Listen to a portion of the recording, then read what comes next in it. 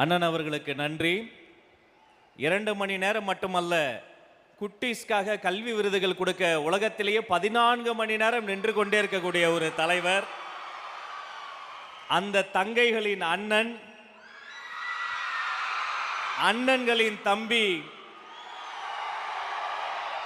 தலைவர் மட்டுமல்ல, எங்கள் குடும்பத்தின் தலைமை தொண்டர், மாண்புமிகு முதலமைச்சர் அண்ணன் சி ஜோசப் விஜய் அவர்களே, வருக, தலைமை உரை தருக.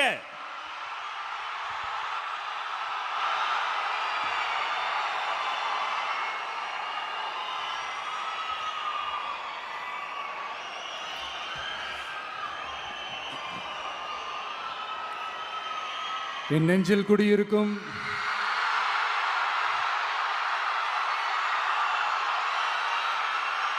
கரூர் சொந்தங்கள், உங்கள் அனைவருக்கும் என்னுடைய வணக்கம்.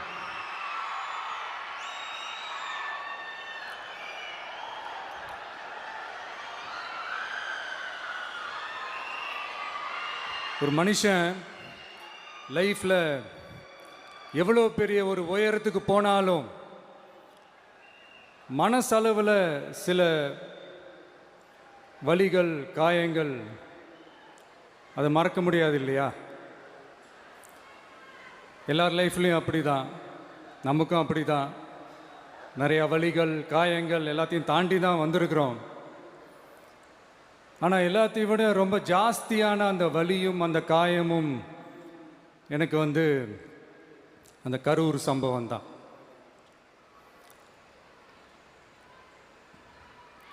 மக்களை சந்திக்கணும், மக்கள் பிரச்சனைகளை எடுத்து பேசணும். அதுக்காக தான் அந்த மக்கள் சந்திப்பு பயணத்தை தொடங்கி திருச்சி, அரியலூர், நாகப்பட்டினம், திருவாரூர், நாமக்கல், கரூர் அப்படின்னு சொல்லிட்டு போயிட்டுருந்தோம். அரியலூரில் அந்த மீட்டிங் முடிச்சுட்டு பெரம்பலூர் போகிறதுக்கு முன்னாடி அந்த பெரம்பலூர் போலீஸ் எங்களை அலர்ட் பண்ணாங்க. சரிங்க, கூட்டம் கொஞ்சம் ஜாஸ்தியாக இருக்குது, லேட் ஆகிடுச்சு, வராதிங்க அப்படின்ட்டு. So we had no choice. Police சொன்னால் நம்ம அதை ஒபே பண்ணி தானே ஆகணும். அதே நேரத்தில் பெரம்பலூர் மக்களோட அந்த சேஃப்டியும் மைண்டில் எடுத்துக்கிட்டு ஒரு மன வலியோடவே திரும்ப போயிட்டோம். அதுக்கப்புறம் பெரம்பலூர் தொகுதி மக்களுக்கு மன்னிப்பும் கேட்டோம். அதே மாதிரி நாமக்கல் அந்த மீட்டிங் முடிச்சுட்டு கரூர் வரும்போது அந்த கரூர் போலீஸ் எங்களை அலர்ட் பண்ணியிருக்கலாம்ல.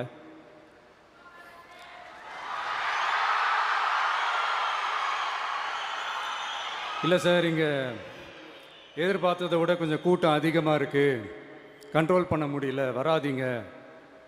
அண்ட் போலீஸ் நினச்சா அவங்க அந்த மீட்டிங்கே கேன்சல் பண்ணலாம்.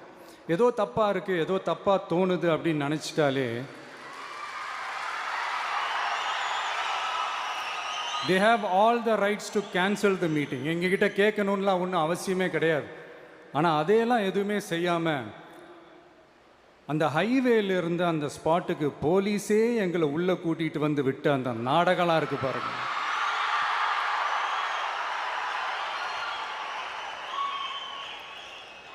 நம்பிட்டேங்க, முழுசாக நம்பிட்டேன். அன்னைக்கு இருந்த அந்த கரூர் போலீஸ் பேசும்போது தேங்க்ஸ்லாம் சொன்னேன் அவங்களுக்கு. எனக்கு தெரியாது இப்படி ஒரு நாடகம் நடக்கும். இதுக்கெல்லாம் யார் காரணம்? இதெல்லாம் யார் சொல்லி செஞ்சது? இப்படி பண்ணுங்க, அப்படி பண்ணுங்க, சப்போஸ் அப்படி நடந்தா இப்படி பண்ணுங்க, சப்போஸ் இப்படி நடந்தா இந்த மாதிரி இன்ஸ்ட்ரக்ஷன்ஸ்லாம் கொடுத்து அந்த ப்ரெஷர் போடுறது யாரு?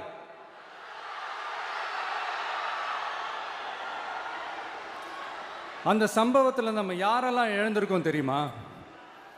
ஒரு டிவியில் என் படமோ பாட்டோ வந்துச்சுன்னா, அம்மா விஜய் மாமா, அம்மா விஜய் மாமா அப்படின்னு சொல்லி அவங்க அம்மா கிட்ட சிரிச்சுக்கிட்டு அந்த டிவி ஸ்க்ரீனை போய் தொட்டு முத்தம் கொடுத்துக்கிட்டு என் அக்கா தங்கச்சிங்களோட தங்க பிள்ளைகளை இழந்திருக்கோம்யா. மழலை கூட சரியா வராதப்போ ஒரு பேப்பர் மேகசினில் என் ஃபோட்டோவை பார்த்தா அது சிரிச்சுக்கிட்டு அந்த கள்ளங்கபடம் இல்லாத அந்த சிரிப்பு, அந்த கடவுள் மாதிரி இருக்கிற அந்த பச்சை பிள்ளைங்களை இழந்திருக்கோம்யா. என் அக்கா தங்கச்சி அண்ணன் தம்பி குடும்ப உறவுகளை இழந்து அந்த வலியோட இருக்கிற என்ன நீங்க ஏளனமா பேசுறீங்களா? என் மேல பழிய தூக்கி போடுறீங்களா? இப்படி ஒரு சம்பவம் நடந்துருச்சு. இது ஏன், எதனால, அதுக்கான பின்னணி என்னன்ட்டு அந்த வலியோட வீட்டில் உட்கார்ந்துட்டு இருக்கிறேன். ஓடி ஒளிஞ்சிட்டான் வர சொல்றீங்களா? வாய் வாயின்னு முன்ன இருந்தா என்ன வேணாலும் பேசுவீங்களா?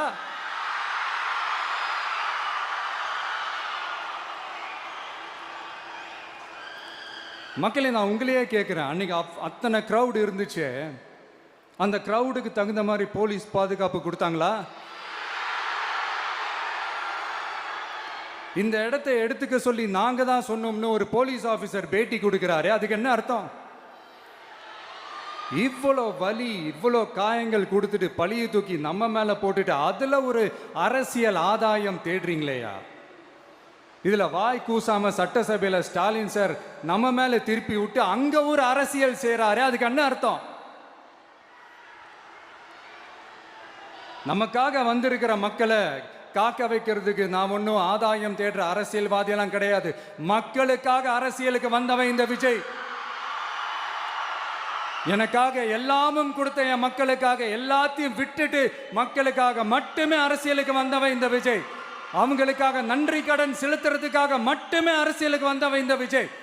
உங்களுக்கு தான் இந்த விஜயை பத்தி நல்லா தெரியுமே. ஆனா நம்ம எல்லாருக்குமே இத்தனை வலிகள் காயங்கள் கொடுத்தவங்களுக்கு இந்த 2026 தேர்தலில் தக்க பதிலடி கொடுத்துட்டீங்க. ஆனா அது மட்டுமே பத்தாது மக்களே, அது மட்டுமே பத்தாது. காலகாலத்துக்கும் எழுந்திருக்கவே முடியாத அளவுக்கு நிரந்தரமான ஒரு பதிலடியை நீங்க கொடுத்துக்கிட்டே இருக்கணும்.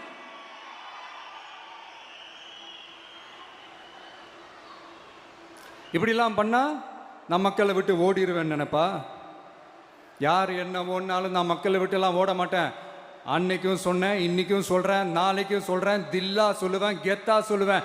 பணமா ஜனமா அப்படின்னு கேட்டா என் ஜனம் தான்டா எனக்கு முக்கியம்.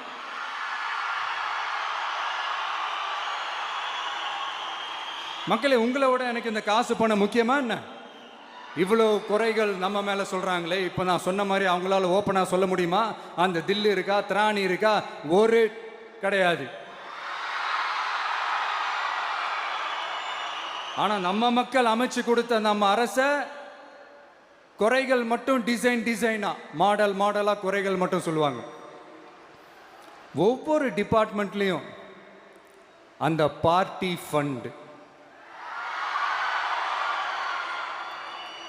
அந்த கட்சி நிதின்ற பேர்ல அடிக்கிற கொள்ளையெல்லாம் இந்த தீய சக்தியா இருக்கட்டும், தீந்து போன சக்தியா இருக்கட்டும், ரெண்டு பேரும் மாறி மாறி இதே தான் செஞ்சிட்டு இருக்கிறாங்க. இதில் ஒரு ஹைலைட் காமெடி என்னன்னா, சட்டசபையில் பேசும்போது பார்ட்டி ஃபண்டுன்னு தான் சொன்னேன். அது எந்த பார்ட்டி, என்ன ஃபண்டு, யாரு, என்ன பேரு, எதுவுமே சொல்ல. பார்ட்டி ஃபண்டுன்னு சொன்னவனை எடுத்தாங்க பாருங்க ஒரு ஓட்டம். எனக்கே ஃபர்ஸ்ட் புரியல, ஏன்பா ஓடுறாங்க? அப்படி என்ன நம்ம இப்போ சொல்லிவிட்டோம்? அதான் அந்த குற்றம் உள்ள நெஞ்சுக்கு தான் குறுகுறேங்கும். இது எப்படி இருக்கு தெரியுமா? எங்க அப்பா பீரோக்குள்ள இல்லை, எங்க அப்பா பீரோக்குள்ள இல்லை அப்படின்னு சொல்ற மாதிரி. ஐயோ, ஏன் கேட்குறீங்க? இவங்களோட செம்ம கூத்தா இருக்குங்க, செம்ம ஃபன்னா இருக்கு. சென்னையில் ஒரு பாலம் கட்டுறதுக்காக நார்மலாக ஆகிற செலவை விட அதிக செலவில், கிட்டத்தட்ட டபுள் மடங்கு செலவில் ஒரு டெண்டர் ஒன்று விட்டுருக்குறாங்க. அதையெல்லாம் தோண்டி எடுத்து அதெல்லாம் இப்போது கண்டுபிடிச்சி கேன்சல் பண்ணியிருக்கிறோம். இன்னும் எத்தனை கோடி ஊழல், எத்தனை லட்சம் கூடல் தோண்ட தோண்ட வருமோ எங்களுக்கே தெரில. ஒவ்வொரு முகமுடியாக கிழியுது. ஐயோ, இந்த விஜய் ஒவ்வொரு கதையாக எடுத்து வெளியில் விட்டுருவான் போலேன்ட்டு திரும்புகிற பக்கம்லாம் கதறல் கதறல் கதறல். காதலேருந்து ரத்தம் வராத குறை. ஆமாம், இப்படி ஊழல்லே ஊறி போனவங்க இப்படி தான் இருப்பாங்க. இந்த 50-55 நாட்களில் அங்கே செஞ்ச சில விஷயங்கள்லாம் சட்டசபையிலே எடுத்து சொன்னேன். பட் இங்கே ஒரு சில விஷயங்கள் சொல்லணும்னு நினைக்கிறேன். இந்த மின்சாரத்துறையில் இதுக்கு முன்னாடி போட முடியாமல் இருந்த அந்த பதவி உயர்வை இப்போ தான் எங்களால் போட முடிஞ்சது. அதுக்காக ஒரு அக்கா அழுதுகிட்டே ஒரு நன்றி சொன்னாங்களே, அதெல்லாம் உங்க கண்ணில் படாது அந்த வீடியோலாம், குறை சொல்றவங்களுக்கு.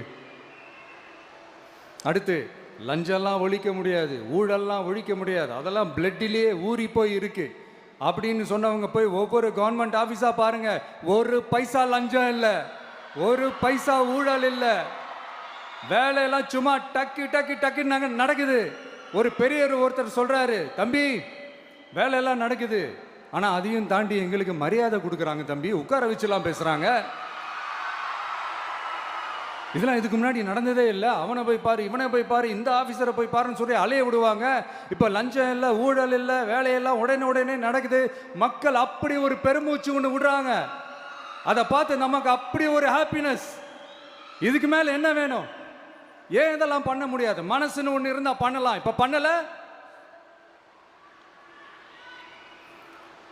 அதே மாதிரி இந்த எல்என்டி நிறுவனத்தோட 18,600 crore 3 திட்டங்கள் அந்த ஒப்பந்தம், அந்த கையெழுத்து போட்டிருக்கிறோம். கிட்டத்தட்ட 8,200 பேருக்கு வேலை வாய்ப்பு. நான் சொல்கிறது அந்த 3 மாவட்டத்தை சேர்ந்தவங்களுக்கே அவ்வளோ வேலை வாய்ப்பு. குறுவை சாகுபடிக்காக 134 கோடியில் அந்த சிறப்பு தொகுப்பு திட்டம் அறிவிச்சிருக்கிறோம் நம்ம விவசாயிகளுக்காக. இப்போவும் சொல்கிறேன், நம்ம விவசாய பெருமக்களே, உங்களோட இந்த அரசு கூடவே நிற்கும். பெண்கள் பாதுகாப்புக்காக சிங்கப்பெண் அதிரடி படை, அது உங்களுக்கு நல்லாவே முன்னாடியே தெரியும். வரப்போகிற அறிஞர் அண்ணா அவர்களுடைய பிறந்த நாளில் உங்கள் அண்ணனுடைய அரசில் தாய் மாமன் தங்க மோதிர திட்டம் அறிவிக்கப்படும். இதெல்லாம் கேட்டாங்களே, தாய் மாமன்லாம் கிடையாது, ரியல் தாய் மாமன். எப்படி? ரியல் தாய் மாமன்.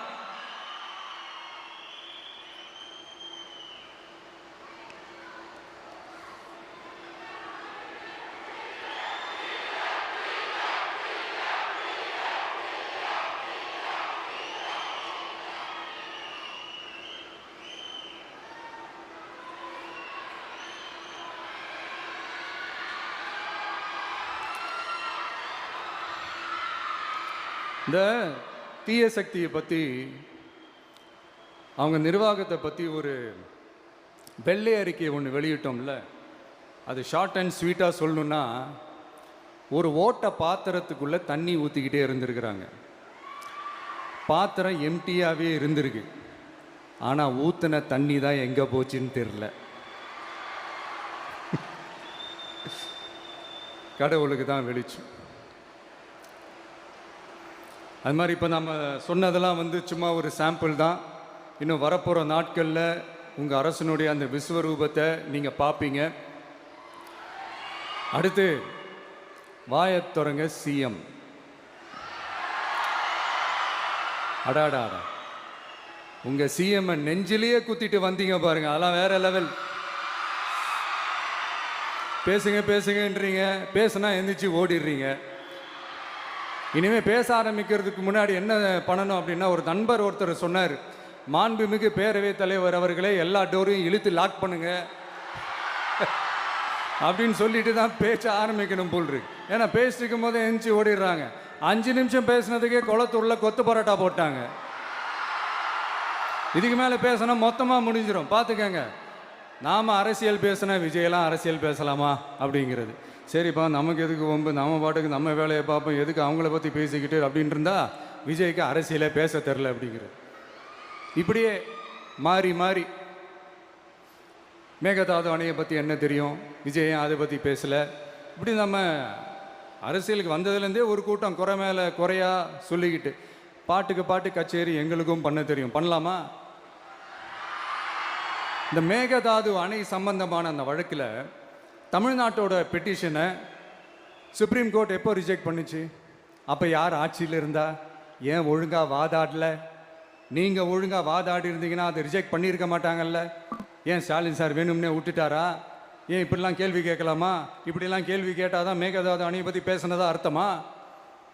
ஏன் அந்த ஸ்டேட்டு சிஎம் பேசுகிறாரு, நீங்கள் ஏன் பேசலை அப்படின்னா, நம்ம ஸ்டேட்டோட உரிமையை எங்கே நிலைநிறுத்தணுமோ அதுக்காக வேலை பார்க்குறது மட்டும்தான் முக்கியம்.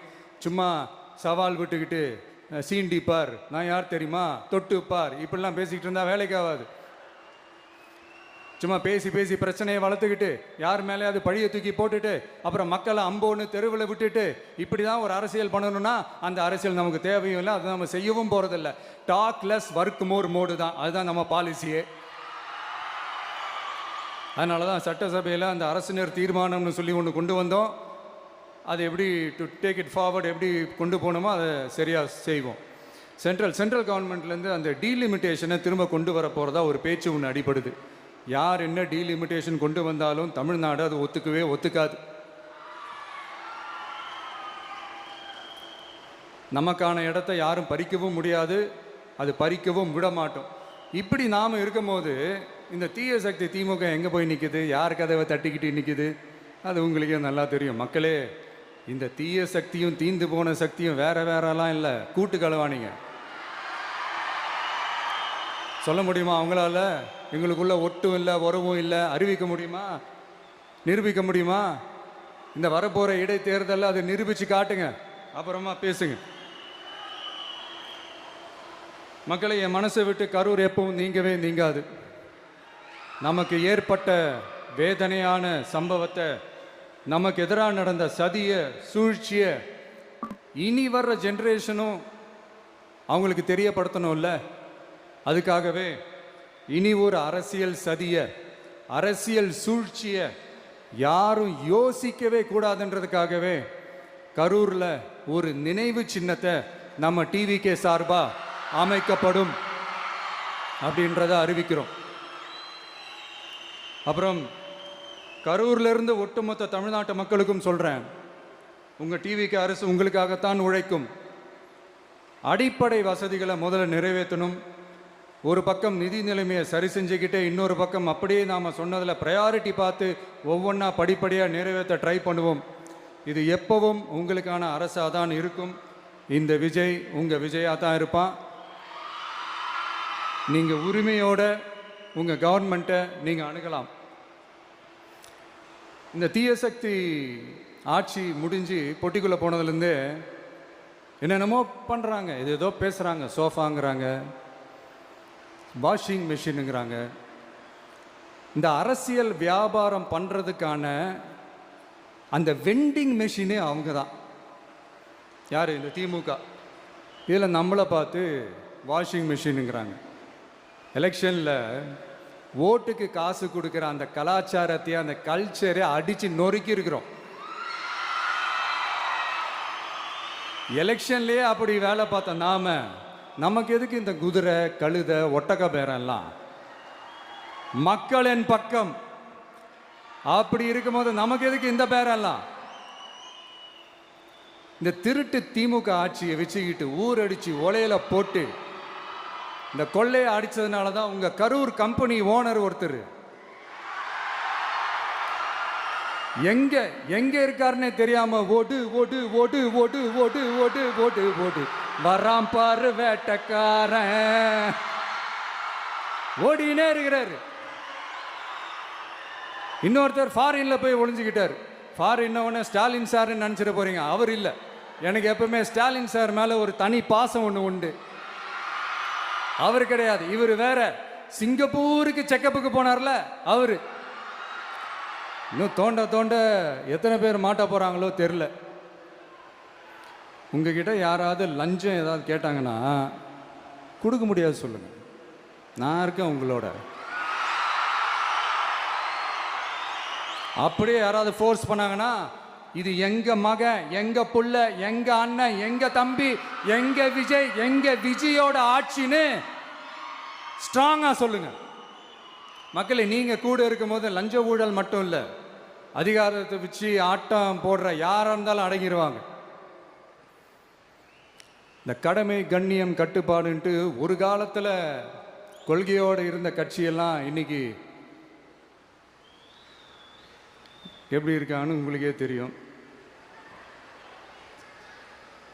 அதாவது இந்த டிவிகே கட்சியோட தலைவரை எதிர்க்கிறதுல ஒரு நியாயம் இருக்கு. ஏன்னா உங்க பொழப்பில் மண்ணள்ளி போட்டான். என்ன இந்த ஊழல் லஞ்சம்லாம் பண்ண மாட்டேன்னு சொல்லி உங்கள் அரசியலே ஒரு தெருமுனைக்கு கொண்டாந்து விட்டான். மக்கள் வேற அவனை தான் நம்புகிறாங்க. ஸோ இந்த விஜயை எதிர்க்கிறதுல ஒரு அரசியல் நியாயம் இருக்குது, அதை புரிஞ்சுக்கலாம். ஆனால் இன்னைக்கு இந்த விஜயை மக்கள் ஓட்டு போட்டு ஜெயிக்க வச்சு ஒரு தீர்ப்பை கொடுத்து மக்களுக்காக வேலை செய்யறதுக்காக முதலமைச்சராக உட்கார வச்சிருக்கிறாங்க. என்னமோ இன்னமும் நீங்கள் தான் ஆட்சியில் இருக்கிற மாதிரி விஜய் கரூருக்கெல்லாம் போகக்கூடாது, விஜய் இங்கே போகக்கூடாது, அது செய்யக்கூடாது, இது செய்யக்கூடாதுன்னு எனக்கு புரியலையே. ஆட்சியில் இருக்கும் போது தான் இவ்வளோ கட்டுப்பாடெல்லாம் போட்டிங்க, எஸ்ஓபிஸ்லாம் போட்டிங்க, ஸ்டாலின் சார் ஆப்ரேட்டிங் ப்ரொசீஜர்லாம் போட்டிங்க. இப்போவும் அதே பண்ணிட்டு இருந்தீங்கன்னா என்ன சார் நியாயம்? இல்லை நான் தெரியாமல் தான் கேட்குறேன், இன்னும் கனவுலையே இருக்கிறீங்களா? முதல்ல முழிச்சு வாங்க, ரியாலிட்டிக்கு வாங்க. உங்கள் ஆட்சியெல்லாம் வீட்டுக்கு போய் டிவிக்கேன்னு ஒரு ஆட்சி வந்து ரொம்ப நாள் ஆச்சு. ஒழுங்கா படி என்று சுப்ரீம் கோர்ட் ஓங்கி மண்டேலியே நறுக்கு நறுக்கு நறுக்கு என்று செம்மட்டியாலே அடிச்சும் இந்த திமுக முழிச்சிக்கல அப்படின்னா அப்போ கொஞ்சம் கஷ்டம்தான்.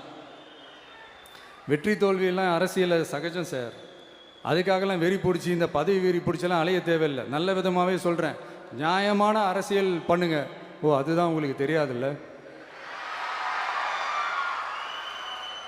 இந்த தீய சக்தி திருத்தவும் முடியாது, அவங்களா திருந்துவாங்கன்னு பார்த்தா அதுவும் நடக்க போகிறதில்ல. அதனால் வரப்போகிற இடைத்தேர்தலில் மக்களே இந்த தீய சக்தி திமுகவை நல்லா வெச்சு வெளுத்து விடுங்க. கான்ஃபிடண்டா இருங்க மக்களே, நல்லதே நடக்கும், வெற்றி நிச்சயம். மீண்டும் சந்திக்கும் வரை நன்றி, வணக்கம்.